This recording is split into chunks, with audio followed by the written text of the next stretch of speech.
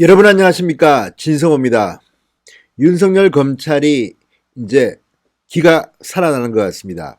자, 얼마 전 조국 전 장관에 대한 구속영장이 기각되는 바람에 잠깐 멈칫했습니다. 혹시 조국 전 장관 기가 살아나고 윤석열 검찰총장의 기가 꺾이는 게 아닌가. 그렇지만 당시 이 구속영장 기각 사유를 보면 그런 의심은 조금 사라집니다. 일단 조국 전 장관의 범행 혐의가 소명됐다고 했습니다. 직권 남용이라고 못을 박았습니다. 도망칠 우려가 없고 증거인멸의 우려가 없어서 일단 구속은 시키지 않지만 조국이 상당수 범죄 사실이 소명된 것으로 보입니다.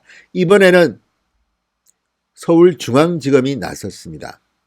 울산시장 선거 청와대 선거 개입 사건을 수사 중인 서울중앙지검 공공수사 2부가 이번에는 백원우 전 청와대 민정비서관을 소환했습니다. 어제 오전 전격적으로 백원우를 소환한 배경에는 송병기 수첩과 관련해서 이제 본격적인 윤석열 검찰의 청와대 수사가 시작된 것으로 보입니다. 자, 송철호 울산시장 지금 공범으로 적시된 것으로 보입니다.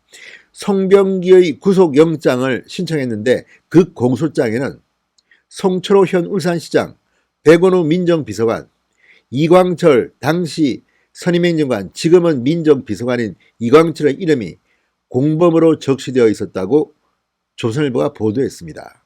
이제 검찰이 거침이 없습니다. 청와대 실세들에 대한 본격적인 수사에 나섰습니다. 이미 한국당은 이 사건과 관련해서 임종석 당시 비서실장, 조국 당시 민정수석 함께 고발한 상태입니다. 자, 윤석열 검찰이 이번에는 유재수에 이어서 송철호 울산시장 사건과 관련해서 백원우를 소환했습니다. 이미 백원우는 이 유재수 감찰 무마 사건과 관련해서 이미 검찰의 소환 조사를 받은 바 있습니다. 이번에는 다른 건 울산시장 청와대 선거 개입 의혹과 관련해서 소환됐습니다. 조금 다릅니다. 유재수 감찰의 경우 백원우가 상당히 중요한 역할을 한 것으로는 되어 있지만 직접적인 책임자는 조국입니다. 이번 울산시장 선거 개입 의혹 사건은 백원우가 가장 중요한 피해자일 가능성이 높습니다. 이미 공범으로 적시됐습니다. 피해자 신문으로 전환될 것으로 보입니다. 진성호의 융단 폭격 시작합니다. 백원우 전 청와대 민정비서관을 융단 폭격합니다. 방송에 앞서 아직 진성호 방송의 구독자가 아니신 분들은 붉은색 버튼 눌러주시기 바랍니다. 자, 드디어 올게 왔다, 이런 분위기입니다. 이제 윤석열 검찰, 과거 공안부라고 불렸던 서울중앙지검 공공수사 2부가 이번에는 청와대에 직접 할 것을 겨냥했습니다. 어제 백원우가 오전에 소환됐는데 저녁 늦게야 이 뉴스는 흘러나왔습니다. 그만큼 이 법무부의 규정에 따라서 검찰이 수사 상황을 언론에 제대로 밝히고 있지 않습니다. 그런 가운데 백원우가 소환돼서 조사했다는 뉴스는 충격적이었습니다.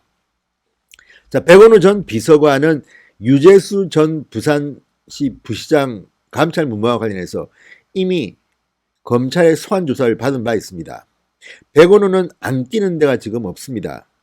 드루킹에도 백원우가 등장하고 울산시장 청와대 개입 의혹에도 백원우가 등장하고 곳곳에서 등장합니다.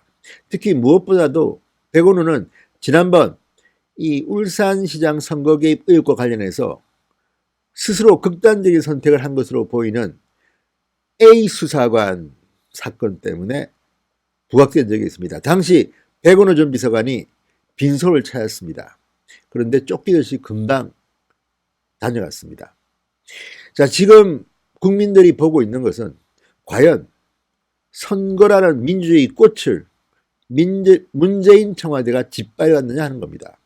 말로는 늘 공정을 외치고 정의를 부르짖었던 사람들이 가장 중요한 민주주의 꽃, 선거에 불법적으로 개입했느냐는 겁니다. 지금 문재인 대통령은 여러 가지로 선거와 관련해서 구설수에 오른 적이 한두 번이 아닙니다. 이미 선거에 개입한 문제, 이것 때문에 오른팔 왼팔로 불리는 김경수 경남도지사가 1심에서 유죄 판결을 받고 지금 2심 계류 중입니다. 드루킹 사건 때문입니다.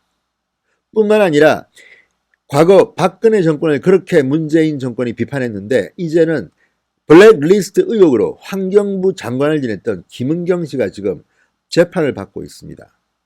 신미승 전 청와대 비서관도 같이 재판을 받고 있습니다. 이처럼 내로남불이 끝판왕과 같은 일들이 지금 여기저기서 벌어지고 있습니다. 그중 가장 심각한 것은 역시 바로 이 울산시장 선거 청와대 개입 의혹입니다. 여기에 백원우는 키맨으로 등장합니다. 자, 서울중앙지검 공공수사 2부 백전 비서관을 피고발인 신분으로 비공개 소환해 어제 조사를 벌였습니다. 백원우 전 비서관은 민정비서관이던 2017년 10월쯤 송병기 울산시 경제부시장으로부터 문모 청와대 민정비서실 행정관을 통해 받은 김기현 당시 울산시장 측근 관련 비리 첩보를 가공해서 박형철 반부패 비서관한테 전달한 혐의를 받고 있습니다. 문제는 지금 과연 백원우가 박형철에게 이 첩보를 이첩할 때 그냥 줬느냐 아니면 가공해서 줬느냐는 겁니다. 그런데 백원우나 이런 청와대의 공식 입장과 달리 박형철 전 반부패 비서관은 상당히 구체적으로 진술했습니다. 백원우가 이 김기현 울산시장 관련 첩보를 줄 때 다른 것 없이 이것만 단독으로 줬다. 보고서 형태였다. 뭐 이런 말을 했다고 합니다. 그리고 바로 경찰에 이첩하라고 지시하듯이만 했다는 겁니다. 같은 비서관들인데 위치가 좀 다릅니다. 백원우는 국회의원을 2번이나 지냈던 정치인입니다. 박형철 전 반부패 비서관은 검사 출신입니다. 그렇다면 정치적으로는 상당히 핸들링을 잘하는 백원우가 그런 식으로 줬다는 것은 나름대로 메시지를 준 겁니다. 묻지도 따지지도 말고 이거 빨리 경찰에 넘기라는 이런 메시지로 해석됩니다. 자, 그렇다면 백원우가 무슨 이유로 이렇게 했겠습니까? 지금 검찰은 문재인 대통령이 30년 절친이라는 송철호 당시 변호사를 울산시장에 당선시킬 목적으로 이 첩보를 전달한 게 아닌가. 그리고 단순히 송병기 부시장의 제보뿐만 아니라 여러 가지 것들을 함께 섞어서 가공해서 전달한 게 아닌가 의심하고 있습니다. 이미 이 첩보를 라이팅한 쓴 사람 문모 전 행정관은 검찰 소환돼서 조사를 마쳤다고 합니다. 자, 문모 행정관을 조사했는데 이번에는 백원우를 불렀다는 것은 나름대로 의미 있는 진술을 받았을 가능성이 대단히 큽니다.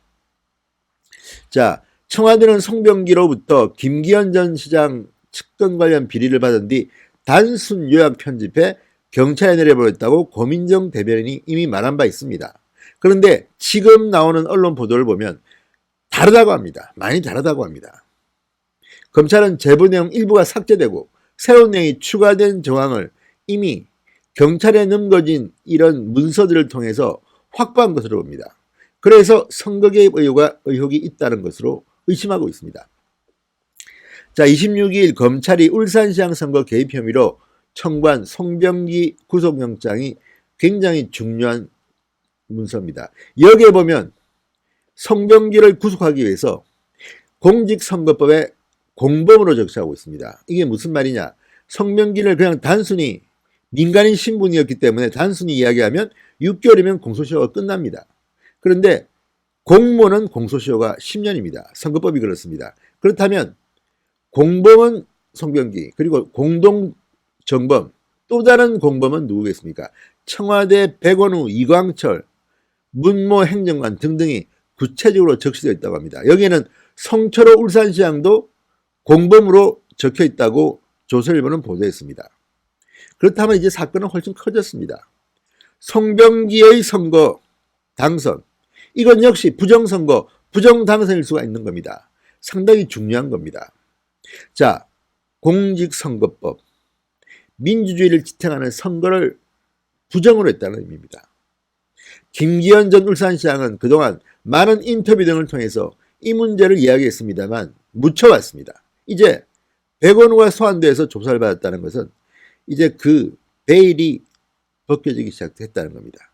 청와대 문이 열리고 있습니다. 청와대에서 당시 근무했던 사람들 공범으로 적시됐습니다. 자, 여러 가지 이야기가 있었지만 이번 울산시장 선거 청와대 개입 의혹 사건은 상당히 중요합니다. 가장 문재인 대통령에게는 아픈 상처가 될 수 있을 것 같습니다. 자, 윤석열 검찰 드디어 100원을 소환했습니다. 칼을 뽑아도 크게 뽑았습니다. 다음은 누구를 칠지 여러분 기대해 주시기 바랍니다. 진성호의 융단 폭격이었습니다. 여러분 감사합니다.